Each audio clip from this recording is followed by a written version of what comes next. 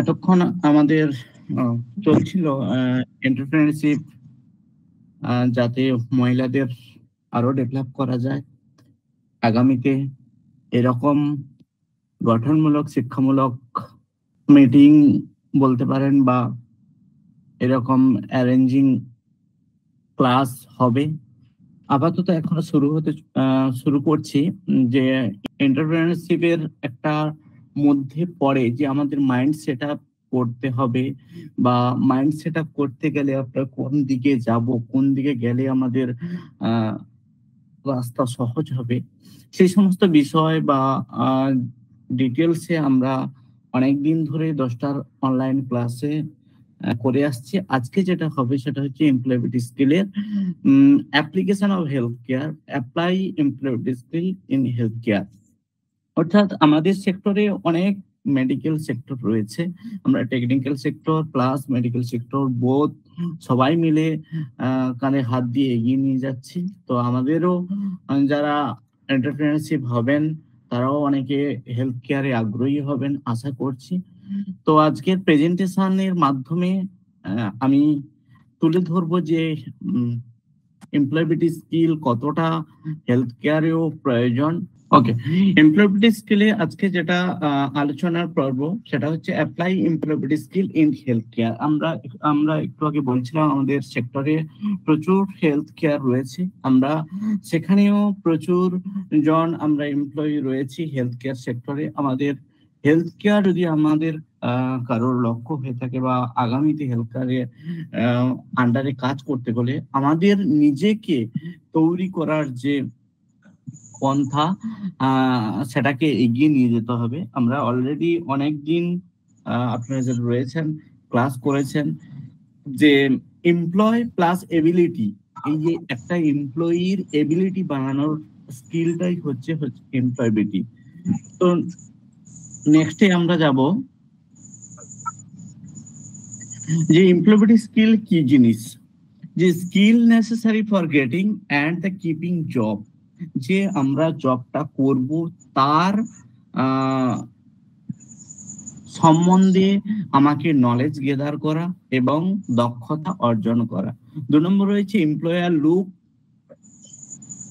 For people that will fit in. অর্থাৎ একজন employer যে তোমাকে কাজ দেবে, তোমাদের কাজ দেবে, সে অবশ্যই দেখে নেবে যে তুমি কতটা দক্ষ বা কতটা অদক্ষ, কোন দিকে তুমি কাজে প্রটু রয়েছে, তোমার যে কাজের নোটিফিকেশন বা রিক্রুটমেন্ট রয়েছে সেখানে তুমি কতটা যথোপযুক্ত যোগ্যতা রয়েছে, সেইগুলো কিন্তু তোমাকে বাড়াতে হবে। নেক্সট হচ্ছে employability skill are the vital to work success. Actually employability skill অবশ্যই ভাইটাল, যে ওয়ার্ক প্লেসে কাজ করবে বা যে সাকসেসটা পাবে, যে ওয়ার্ক প্লেসের সাকসেসটা তুমি চাইছো সেটা পাওয়ার জন্য কিন্তু এমপ্লয়াবিলিটি স্কিল যথেষ্ট পরিমাণ ভাইটাল। এই পয়েন্টগুলো আমাদের মাথায় রাখতে হবে। নেক্সট হয়েছে হোয়াট আর ইওর গোলস। এই গোল সেট করার যে আমি ভবিষ্যতে কোন দিকে যাব, বা আমার একটা নির্দিষ্ট লক্ষ্য থাকবে যাকে আমি কেন্দ্র করে এগিয়ে নিয়ে যেতে হবে, সেই জিনিসগুলো আমাদের নিয়ে আসতে হলে কিছু কিছু জিনিস আমাদের মাথায় রাখতে হবে। যে পয়েন্টগুলো হচ্ছে সিলেক্ট এ প্রফেশনাল। আমাকে ফার্স্ট কি করতে হবে, একটা প্রফেশনাল সিলেক্ট করতে হবে। আমরা অনেক সময় বিভিন্ন দিকে থাকি, কেউ গ্র্যাজুয়েশন করি, কেউ আইটিআই করি, ডিপ্লোমা করি, কিন্তু সেটা করলে হবে না। আমাদের প্রফেশন, যে আমি কোন প্রফেশনে যেতে চাইছি সেটা আমাদের সিলেক্ট করতে হবে। নেক্সট হচ্ছে get the proper education and training. অবশ্যই আমরা যেখান থেকে কোনো প্রফেশন সিলেক্ট করার পর আমরা কি প্রপার এডুকেশন এবং ট্রেনিং নেব, যেটা আমাদের প্রত্যেকটা ইনস্টিটিউট থেকে প্রপার এডুকেশন এবং ট্রেনিং গুলো দেওয়া হয়ে থাকে। নেক্সট হচ্ছে আর্ন রিকোয়ারমেন্ট ক্রেডেনশিয়াল। যে সমস্ত রিকোয়ারমেন্ট নোটিফিকেশন বেরোলে দেখবে প্রচুর রিকোয়ারমেন্ট বা ক্রেডেনশিয়াল থাকে, সেইগুলো আমার মধ্যে বা একজন এমপ্লয়ির মধ্যে সেটা জেনারেট করতে হবে। নেক্সট রয়েছে গেট এ জব। জব পেলে কিপ দা জব, এবং জব পেলে হবে না, জবটাকে কি করতে হবে, তোমাকে ধরে রাখতে হবে। ধরে রাখতে হলে কি করতে হবে, নিজেকে আরো পরিবর্তন করতে হবে। নিজের মধ্যে যে সত্তা আছে, যে প্রফেশনে যাও না কেন, সেই সমস্ত সত্তাগুলোকে জাগরিত করতে হবে এবং সেটা কাজে বাস্তবায়িত করতে হবে। নেক্সট রয়েছে, in order to keep the job your need to have a good work ethic or employability skill. Next রয়েছে এমপ্লয়েবিলিটি স্কিল ট্রেনিং। তো আমরা যখন প্রফেশনালি কোনো কাজ সিলেক্ট করলাম, তখন আমরা এমপ্লয়েবিলিটি স্কিলের ট্রেনিং শুরু করি। স্টার্ট নাও যে wherever you work at part time job হতে পারে, বা ক্লিনিক্যালি রোটেশনাল বা শ্যাডোয়িং হতে পারে, you must giving now to practice and perfect good employability skill. যারা জব করবে তাদেরকে অবশ্যই হতে হবে বা একজন গুড পারফেক্ট এমপ্লয়েবিলিটি স্কিল, মানে তোমার মধ্যে সেই জবটার যে নলেজ বা স্কিল অবশ্যই সেটা থাকতে হবে। নেক্সট পয়েন্ট রয়েছে, your future depend on it. Very very important, যেটা যার উপর ডিপেন্ড করে তোমার ফিউচার কিন্তু ডিপেন্ড করবে, যে কোন কাজে তুমি প্রফেশনালি চয়েস করেছো এবং সেটাই কতটা তুমি দক্ষতা, তার উপর ডিপেন্ড করে তোমার কিন্তু ফিউচার ডিপেন্ড করছে। এই পয়েন্টগুলো আমাদের মাথায় রাখতে হবে। নেক্সট আসছে অবজারভেশন, চেঞ্জ অ্যান্ড কমান্ড। এটা কিন্তু খুব ইম্পর্টেন্ট প্রত্যেকটা লাইফে। আমরা ছোটবেলা থেকে নার্সারি, প্রাইমারি, আপার প্রাইমারি, তারপরে হাই স্কুল, এইচএস, এইভাবে করে একটা পথ পেরিয়ে, চেন মাধ্যমে পেরিয়ে আমরা আপার ডিগ্রি করি। সেরকম প্রত্যেকটা কাজের ক্ষেত্রে প্রত্যেকটা প্রফেশনালি এইরকম চেন প্রসিডিওর চলতে থাকে। এক নম্বর পয়েন্ট হচ্ছে নো হুম ইউর রিপোর্ট। তুমি যে কাজটা করছো সেটা তোমাকে রিপোর্ট বানাতে হবে। Flow the proper process, reporting information, voicing concern and the respected others. যে রিপোর্টটা তুমি বানালে কমিউনিকেশন করে আদার্সের সঙ্গে, সেটা তোমার ঊর্ধ্বতন কর্তৃপক্ষকে সাবমিট করা, যেটা তোমার থাকবে ডিউটি। নেক্সট রয়েছে you can giving example the change. একটা ছবি দেখতে পাচ্ছ, দেখো স্টাফ নার্স আছে, তারপরে চার্জেস নার্স আছে, তারপরে তার উপরে যিনি নার্স থাকেন, এইভাবে করে একটা চেন থাকে। সেই চেনের মাধ্যমে যে কোনো একটা হেলথ কেয়ার সেক্টর বলুন, যে কোনো সেক্টরে প্রত্যেকটা কাজ সাকসেস হয় এবং দক্ষতার সঙ্গে পরিচালিত হয়। নেক্সট রয়েছে use concert grammar at all time. এটা কিন্তু প্রত্যেকটা মানুষের ক্ষেত্রে ভেরি ভেরি ইম্পর্টেন্ট, যে বডি ল্যাঙ্গুয়েজ শেখা।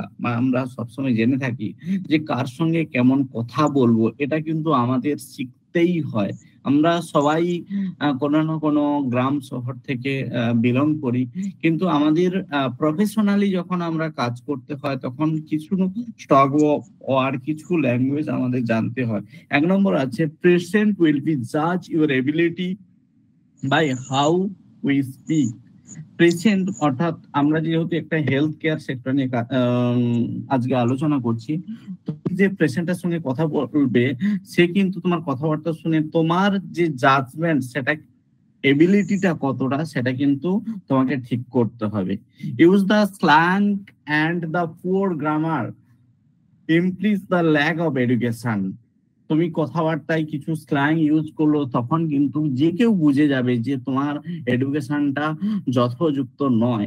তো এইসব জিনিসগুলো আমাদেরকে কন্ট্রোল করতে হবে, যে স্ল্যাং ইউজ না করা, একটু স্ট্যান্ডার্ডিটি মেনটেন করে কথা বলা। 3 নম্বর পয়েন্ট হচ্ছে দিস ইনক্লুডেড রিটেন কমিউনিকেশন, এবং কারোর সঙ্গে রিটেনেও কমিউনিকেশন করা যায়। মনে করো কেউ হয়তো কথা বলতে পারে না, তার সঙ্গে তুমি রিটেন বাই লিখে লিখে কমিউনিকেশন করতে হবে, কারণ আমাদের হেলথ কেয়ারে বিভিন্ন ধরনের পেশেন্ট আসতে পারে। তো এই পয়েন্টগুলো আমাদেরকে মাথায় রাখতে হবে। নেক্সট রয়েছে ডিসিশন মেকিং। হেলথ কেয়ার সেক্টরে সব থেকে ভাইটাল জিনিস হচ্ছে ডিসিশন মেকিং, কারণ স্পট যে কোনো কাজে স্পটেই নিজেকেই একদমে 100% ধরেই কাজ করতে হয়। যে পয়েন্টগুলো মাথায় রাখতে হবে যে হচ্ছে gather the fact before you come the decision. যে ফ্যাক্টটা হয়েছে সেটা নিয়ে তুমি ভাবো, পরে ডিসিশন নেবে। সঙ্গে সঙ্গে হঠাৎ করে কোনো কিছু ডিসিশন নিয়ে ফেললে দেখবে ডিসিশনটা অনেক সময় রং হতে পারে, বা সেই ডিসিশনের ফিডব্যাক বাজে আসতে পারে। তো যে কোনো অসুবিধা, যে কোনো প্রবলেম, যে কোনো ফ্যাক্ট আসুক না কেন, ডিসিশনটা কিন্তু আমাকে চিন্তা ভাবনা করে নিতে হবে। 2 নম্বর পড়ছে ডোন্ট জাম্প টু কনক্লুশন। যে একটা কোনো একটা সমস্যা হলো, সেখান থেকে তুমি জাম্প দিয়ে বা লাইফে অন্য কোনো কথায় চলে গেলে সেটা কিন্তু করলে হবে না। যেই প্রবলেমটা হয়েছে সেটা সলিউশন করার চেষ্টা করতে হবে। 3 নম্বর হচ্ছে ডোন্ট রিয়াক্ট। তোমার যতই ক্রিটিক্যাল পরিস্থিতি থাকুক না কেন, অনেক সময় আমরা ফ্যামিলির প্রবলেম বা কোনো পাড়া প্রতিবেশীর প্রবলেম প্রফেশনালে টেনে নিয়ে চলে আসি, দিয়ে কাউকে রিয়াক্ট করে ফেলি। আমরা সবাই কোনো না কোনো মেন্টালি দিক থেকে অনেক সময় ভেঙে পড়ি, তখন রিয়াক্ট করে পড়ি। এই জিনিসটা কিন্তু করা যাবে না, হেলথ কেয়ারে করা যাবে না। লাস্ট পয়েন্ট রয়েছে health care professional use good judgement when the processing information. এটা কিন্তু ভেরি ভেরি ইম্পর্টেন্ট যে হেলথ কেয়ার প্রফেশনালে জাজমেন্ট দেওয়া খুব ক্রিটিক্যাল। যখন তুমি কাউকে ইনফরমেশন দেবে সেটা জেনে বুঝে সমস্ত কিছু কারেক্ট এবং সমস্ত তথ্য জেনে তারপরে তোমাকে ইনফরমেশন দিতে হবে, কারণ হেলথের জিনিস সবসময় পরিবর্তনশীল হতে পারে। তাই এই জিনিসগুলো তোমাকে মাথায় রাখতে হবে। নেক্সট রয়েছে be flexible. The healthcare environmental and constantly changing. সবাই জানে হেলথ কেয়ার এখন আমাদের শরীরের সঙ্গে যদি তুলনা করি, আজকে আমি সুস্থ আছি, কালকে আমি অসুস্থ হতে পারি। তাই হেলথ কেয়ার সবসময় চেঞ্জিং জিনিস। তাই নিজেকে ফ্লেক্সিবল করতে হবে। কোথাও কোনো পেশেন্ট পার্টি খুব বাজে রিয়াক্ট করে দিলে, তুমি রিয়াক্ট করে দিলে, তাহলে সেখানে কিন্তু বাজে পরিবেশ একটা সৃষ্টি হবে। তাই নিজেকে ফ্লেক্সিবল করে ওইসব জিনিসগুলোকে মেনটেন করতে হবে। নেক্সট রয়েছে you need to willing to do what need to be done, that is the best interested your patient যা চাইছে তার জন্য তোমাকে যা করণীয় সেটা কিন্তু করতে হবে। তোমার প্রসিডিওর মেনটেন করে, প্রফেশনাল মেনটেন করে তোমাকে কিন্তু পেশেন্ট কি বলতে চাইছে সেটা বুঝে তারপরে কিন্তু তোমার চাহিদা অনুযায়ী তোমাকে কাজ করতে হবে। নেক্সট রয়েছে ইনিশিয়েটিভ। কোন কিছু প্রবলেম হলে আমরা বিভিন্ন ধরনের ইনিশিয়েটিভ নিয়ে থাকি, নিজেই ইনিশিয়েটিভ নিয়ে থাকি। সেই ইনিশিয়েটিভ যাতে কারোর ক্ষেত্রে প্রবলেম না হয় বা সেই রকম জিনিসগুলো আমাকে মেনটেন করতে হবে। টু অ্যাক্ট বা take charge to resolve the problem বা ইমপ্রুভ এন্ড সিচুয়েশন। যে কোনো সিচুয়েশন সেটা তোমাকে হ্যান্ড ওভার করতে হবে, বা তুমি প্রবলেম সলভ করতে না পারলে সেটা কাউকে দিয়ে সলভ করাতে হবে। নেক্সট রয়েছে do the thing that need to be done, the provide excellent patient care and the client service. যে তুমি সবসময় চেষ্টা করবে কি তোমার সবচেয়ে বেস্টটা পেশেন্টকে দেয়া, সবচেয়ে বেস্টটা, সেটা 110 হতে পারে। তোমাকে তোমারটা ভুলে গিয়ে পেশেন্টের জন্য বা তোমার ক্লায়েন্টের জন্য সমস্তটা দিতে হবে। নেক্সট রয়েছে the sensitive to the fear and the personal feelings of your client.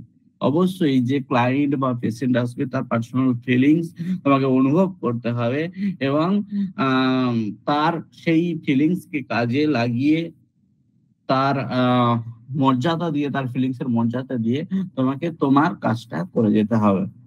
Next আমরা যেটা জানবো যে report with work on time when the schedule.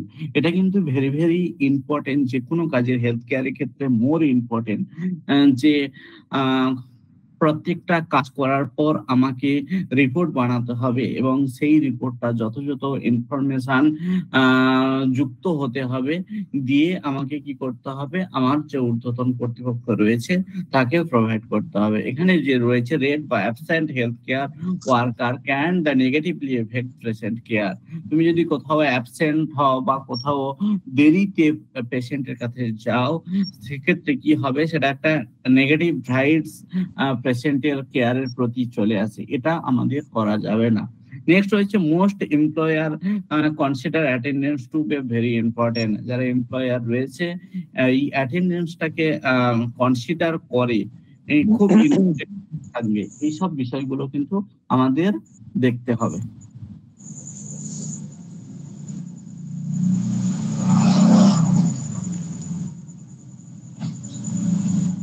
Next রয়েছে প্র্যাকটিস টিমওয়ার্ক। টিমওয়ার্ক আমরা সবাই জানি যে প্রত্যেকটা কাজ টিমওয়ার্কে খুব ভালো হয় এবং সেটা সময়ের মধ্যে কমপ্লিট করা যায়। Health care involve in team the different professional. Health কেয়ারে প্রত্যেকটা প্রফেশনালে কোনো না কোনো টিম কাজ করে, কারণ আমরা জানি যে টিমে কাজ করলে কাজের এফিসিয়েন্সি খুব ভালো হয় এবং টাইমের মধ্যে কাজ কমপ্লিট করা যায়। তাই হেলথ কেয়ারের team different professional different team থাকে, সেইগুলো আমাদের টিমে কাজ করার প্র্যাকটিস করতে হবে। অনেকের অনেক সমস্যা থাকে যে একের অধিক বা 2-4 জনের অধিক হলে কাজের এফিসিয়েন্সি অনেকের কমে যায়, কিন্তু সেই ক্যারেক্টারটা আমাদের গুরুত্বপ্রায় করে আমাকে কি করতে হবে, যে টিমে কাজ করা যায়, টিম ওয়ার্ক করে কাজ করা যায়, সেদিকে আমাদের ধ্যান দিতে হবে। নেক্সট হচ্ছে when someone in his car the accident sustained a sharp,